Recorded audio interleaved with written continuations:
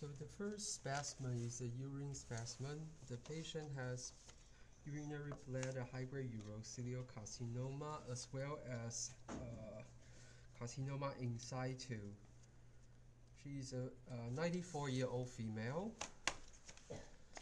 So the clinician perform a cystoscope, and he see previous scar from the previous biopsy, but there's no papillary lesion in the bladder, so he didn't do any biopsies, but only the washing cytology of the urinary bladder. So because it's a washing cytology, we expect to see a lot of cells, and we do see some very cohesive cell, which is also compatible with washing, because it's easier to have a larger fragment when you perform washing cytology. So for the instrumented urine, usually the clinician would order for liquid-based cytology. So sometimes the liquid-based cytology, the cell can be very three-dimensional, so it's difficult to see through each cells. But if we pay attention to the background cells, we do see a lot of single cells with enlarged nucleus. If you compare with the adjacent inflammatory cells, the nucleus is quite big, and the cytoplasm is very scant. Some cells has a more irregular coarse chromatin patterns. The other cell has a relatively powdery ground glass, or we call this hypochromasia pattern. So hypochromasia is a less frequent finding in high-grade urothelial carcinoma. It's more easy to see specimen with either more degeneration or very good fixation. Sometimes it can appear with these ground glass pattern. But if we pay attention to the NC ratio is markedly increased, and if we pay attention to the nuclear membrane, the contour, you can see it's quite irregular. You see several notches over here and there. So overall, the specimen looks like in the background they have a lot of atypical cells, and with increased size of the nucleus, increased NC ratio, the chromatin pattern is also not normal, either present as a little bit coarse chromatin, as well as this more hypochromatic pattern. So we realize the patient does has a past history of carcinoma in situ. Carcinoma in situ is a type of lesion. It's very frequent to present with multifocality, and sometimes the cystoscope cannot identify the lesion just by inspection of the gross finding. So overall, I think the specimen, we can call these positive for high-grade urothelial carcinoma, basically based on these very atypical individual cells throughout the entire specimen.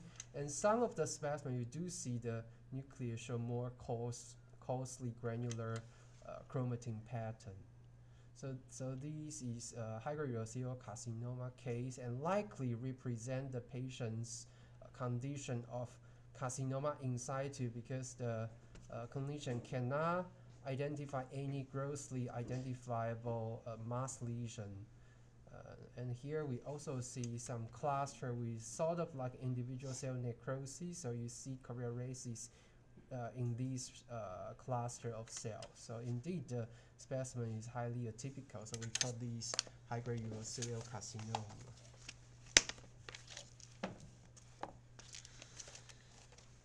So the next specimen is a very unusual specimen.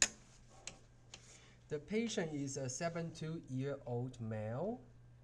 He had a past history of small cell carcinoma, and we have signed out possibly like a 3 pleural effusion specimen with small cell carcinoma. And this is the follow-up pleural effusion. So on low power, we see hypercellularity. Majority of the cells seems to be inflammatory cells. However, if you take a closer look in the background, they have a lot of these large epithelioid cells, some in cluster, some in single cells. Some cell does has cytoplasmic vacuolization. So this cell doesn't look like small cell at all. So what is the nature of these type of cells?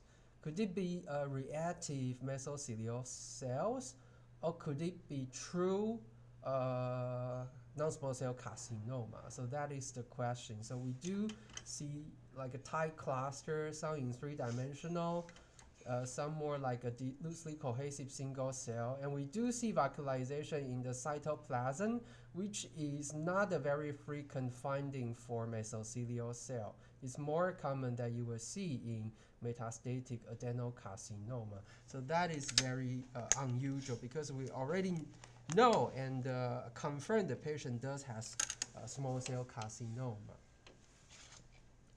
So we do have cell block preparation for this case. In the cell block preparation, it demonstrates similar findings.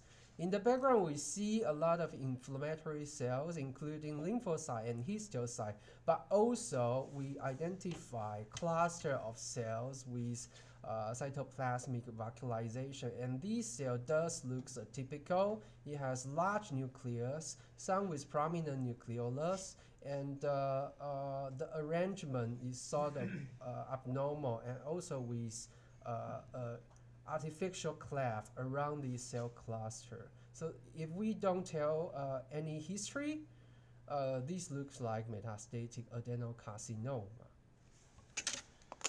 And we do not see any small cell carcinoma components. So therefore, we order the immunohistochemistry. First, we check if these cells are mesothelial cells, so we do a carotene.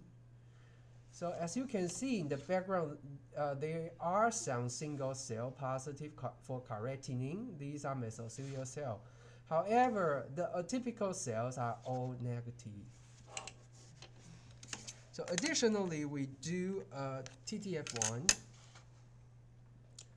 And it is quite surprising. I mean, not surprising, because we already suspect that it is adenocarcinoma, but we do confirm that the patients have metastatic adenocarcinoma now instead of small cell carcinoma. The MOC31 is also positive. Small cell carcinoma can be positive for TTF1, but usually negative for MOC31. Morphologically, the cell doesn't show features of small cell carcinoma. So I called the clinician. So indeed, the patient has been treated with small cell carcinoma, but the treatment response is actually not ideal, because if you know small cell carcinoma, usually the patient will be treated initially with very intensive chemotherapy, and usually the tumor will show dramatic response to this chemotherapy regimen. However, the tumor doesn't shrink, and it seems to have persistent disease, or the disease with poor treatment response. So the clinician also think it is pretty reasonable that the patient may have a mixed small cell and non-small cell carcinoma in this case, and adenocarcinoma.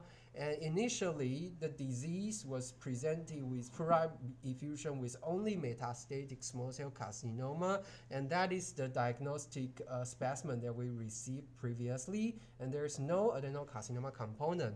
But once the patient has been treated with small cell carcinoma regimen, the small cell carcinoma has response, and the adenocarcinoma come out.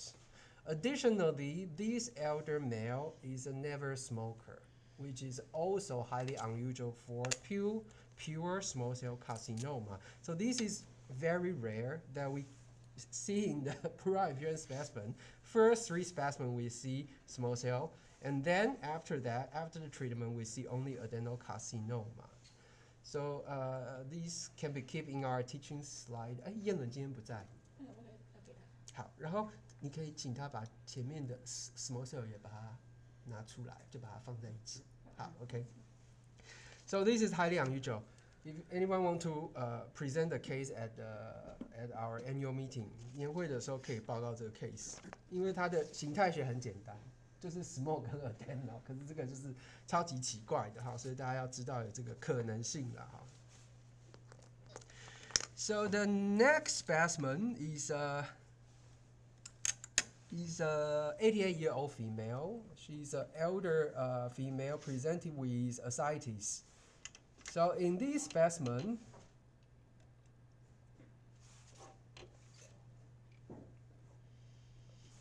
we see some proteinaceous material in the background as well as some atypical cells. These atypical cells present with single cells or like Indian fire or loosely cohesive cell cluster.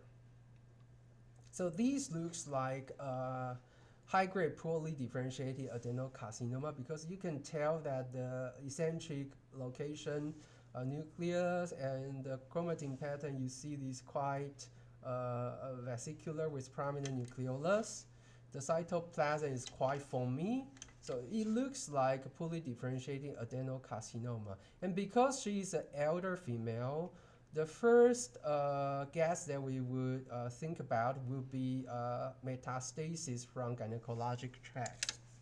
So for this specimen, it does has a cell block preparation. So unlike the previous specimen that we see more cell cluster and artificial cleft, here we see more single cells.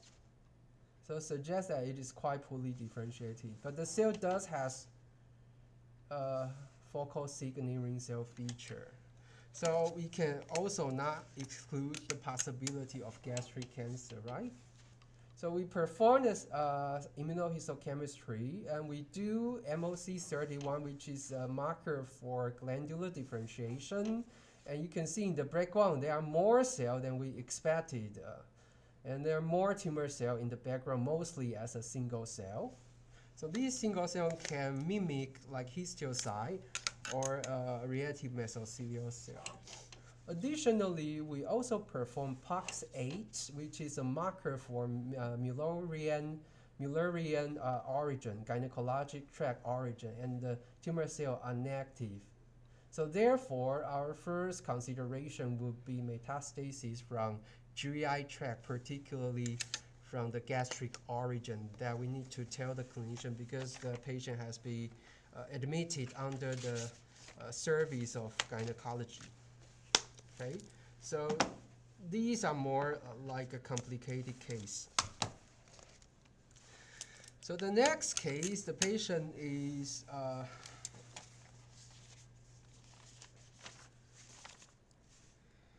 62-year-old male, and he was suspected to have lung cancer with pleura metastasis, and this is the pleura effusion specimen. So again, on low power, we see a lot of inflammatory cells as well as some histiocyte and mesothelial cells. And we do identify a few clusters with highly atypical cellular morphology. So this is one of the clusters. If you compare with the reactive lymphocyte, the nucleus is indeed quite gigantic. You see, this is very big and with a very open, like vesicular chromatin with prominent nucleolus, and the cell has marked polymorphism. You also see a mitosis over here. So it looks like metastatic carcinoma, likely poorly differentiated adenocarcinoma. But I would say the morphology is more high grade than what we used to see. So here again, vesicular chromatin, prominent nucleolus, very large, very big tumor cells in a tight cluster. So the patient already received a bronchoscope biopsy. The tumor is negative for both TTF1 and P40.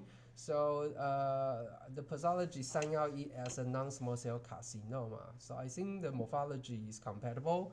So we will also call these non-small cell because we don't have any evidence that it has a glandular differentiation so far. So we just call it non-small cell and that would be enough. So I want to pay attention to one of the most challenging, most problematic issue in our practice, which is floater.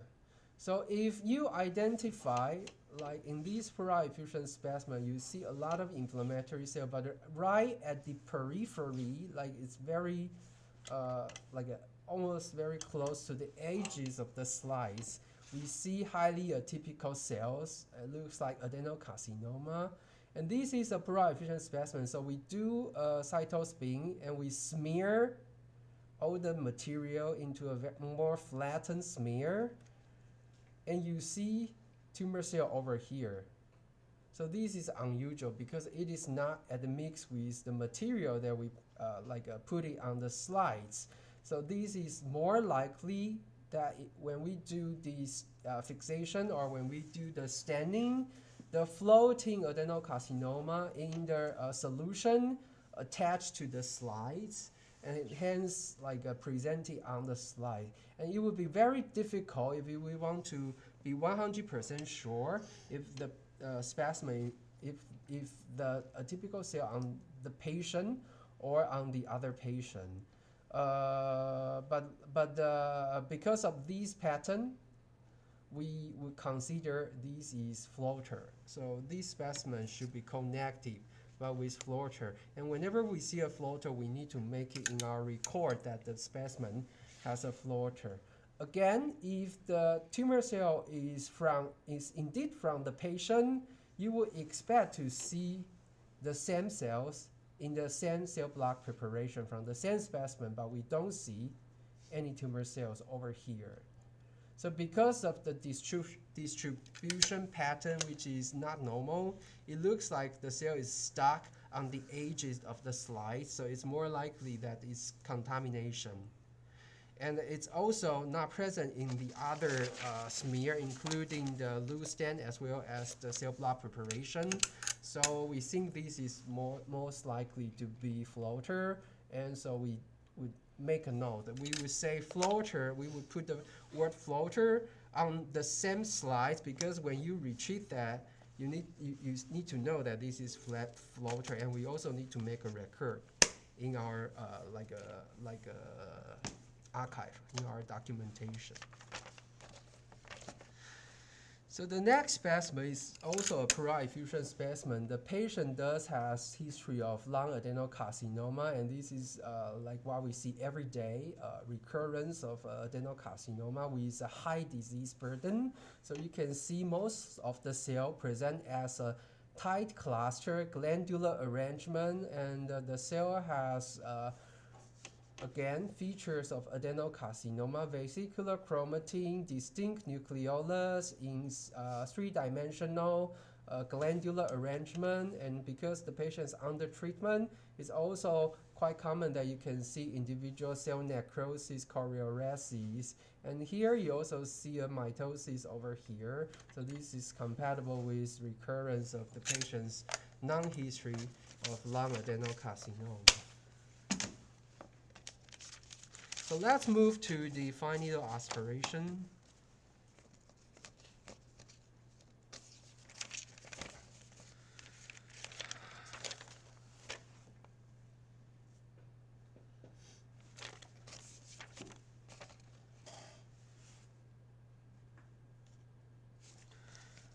The first specimen is coming from a bone aspiration from the sacrum. The patient does have past history of lung adenocarcinoma, and he was suspected to have metastatic disease. So in the usual bone aspiration cytology, we will see hematopoietic component, which is mostly single cells, and we won't see any cell clusters. But in this specimen, we do see tight cluster of three-dimensional cells with cytomorphology similar to the pleural effusion specimen that we just saw. So this is compatible with metastatic adenocarcinoma and compatible with the patient's non-history of lung adenocarcinoma. The second specimen is relatively uncommon, which is also a bone aspiration cytology. He is an 85-year-old male. So in this aspiration cytology, we do see individual cells in the background, but the cell looks very, very big. It's gigantic. So if you compare with the reactive type lymphocytes, the cell is possibly like 7 to 8 times bigger than the lymphocytes.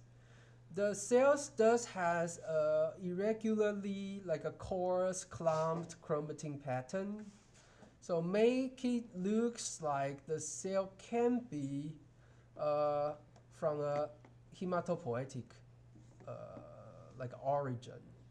So we see scatter these very large gigantic cells with possibly 3 or even more nucleus. Most of the nucleus has attached to the membrane of the nucleus.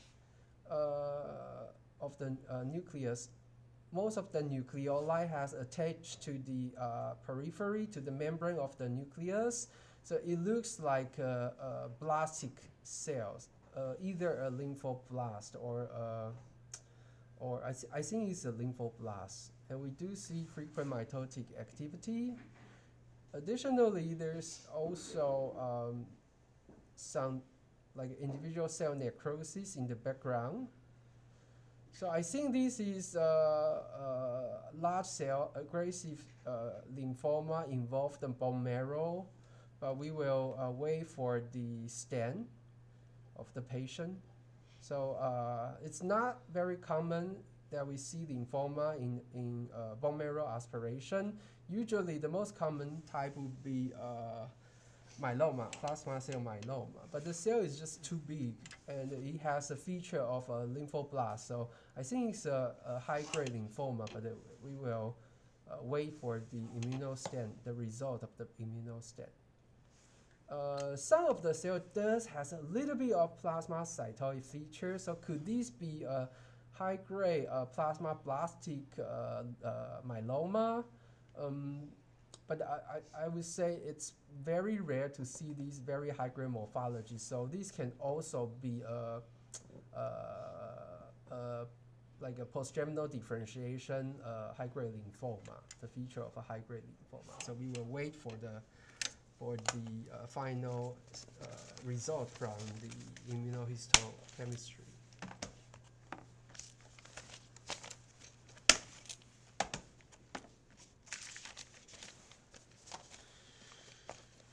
So let's move to thyroid aspiration cytology.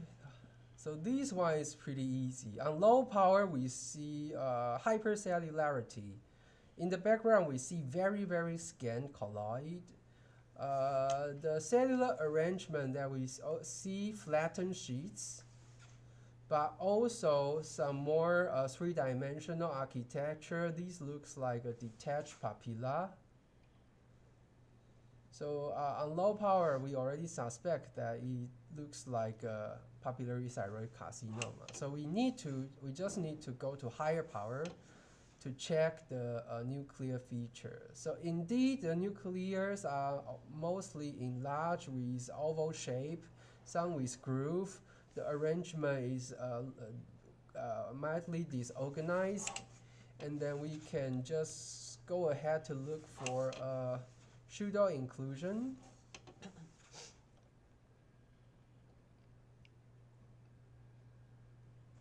I think I mark it here because I see a pseudo inclusion somewhere, but it is not easy to find it now. But again, this looks like a detached papilla. You see the luminal border, and you see fibrovascular core, and Yeah, so this is a PTC.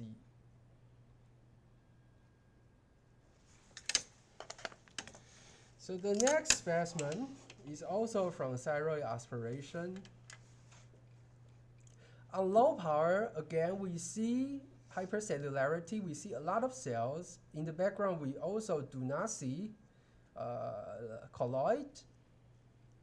So in this situation, we will be likely thinking about if it can be a follicular tumor, especially that we see a lot of microfollicular like foci.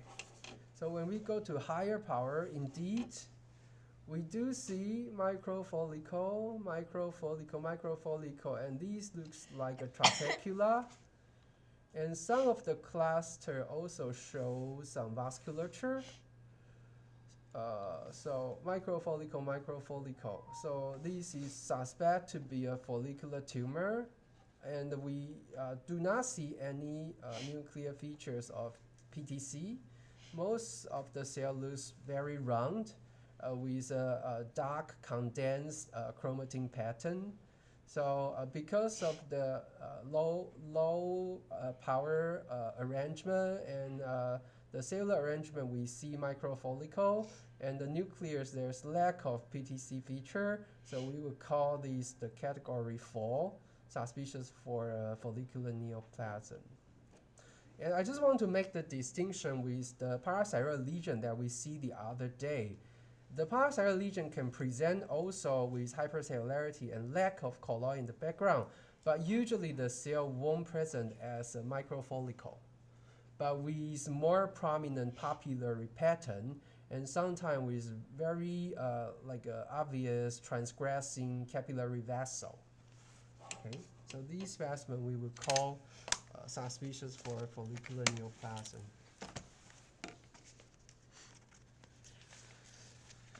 So thyroid again, this is from our branch hospital, Guandu 医院. And again, the cell, on low power, we do see a lot of cells. In the background, there's not so many colloid.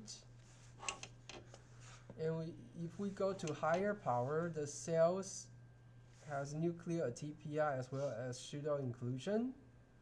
So this is a PTC.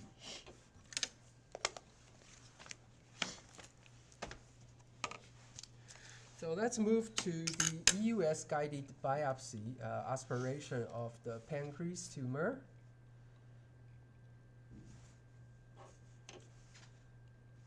So in this aspiration, we do see some stromal cell. These can be from the smooth muscle wall of the duodenum. And in the background, we also see large atypical cells with very tight three-dimensional arrangement. So this looks like adenocarcinoma. So in this specimen, we have a few cluster with high-grade morphology, and I think this is diagnostic for adenocarcinoma. You see the cell polymorphism, and the arrangement is very disorganized and with high-grade nuclear feature. So this is adenocarcinoma. A second case is a little bit more difficult because we have very scant cells. However, in these few clusters, probably like a 3 to 5 cluster, we do identify the cell morphology also show this three-dimensional arrangement, glandular feature, and with large typical nucleus. In the background, we also see this is tumor necrosis present in the liquid-based cytology. So because we have already seen like diagnostic cell cluster, even though it is not many, I think we can still safely call these adenocarcinoma. So again, these clusters also show irregular glandular feature, and you see the polymorphism of the cells. So this is adenocarcinoma. So finally, let's see pap smear. The patient is a 66-year-old female who has a past history of cervical high CO, received hysterectomy, and she has been followed with pap smear in outside hospital and had one smear show low CO last year, so she came to our hospital for follow-up. We have signed out last year, in the end of last year, ascus specimen. And this is like a follow-up smear for this year. So first of all, we know that the patient already removed the uterus, so there is no cervical like a tissue, endocervical tissue. So we don't need to check if there is any endocervical component. So we see mostly intermediate cells. The background is very clean, which is very common in the vagina smear. The screener does highlight a few cluster with atypical cells with relatively low-grade atypia, but here first that you see, this is intermediate cell with binucleation. The nucleus is a little bit bigger than the adjacent normal intermediate cell.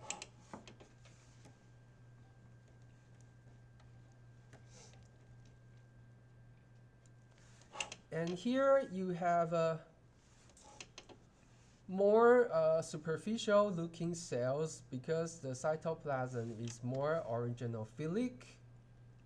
The nucleus is quite hyperchromatic comparing to the adjacent intermediate cells. And there is a very, very vague, like a halo around the nucleus, but the membrane was not very clear. So this is a very vague, like a coilocytic cells.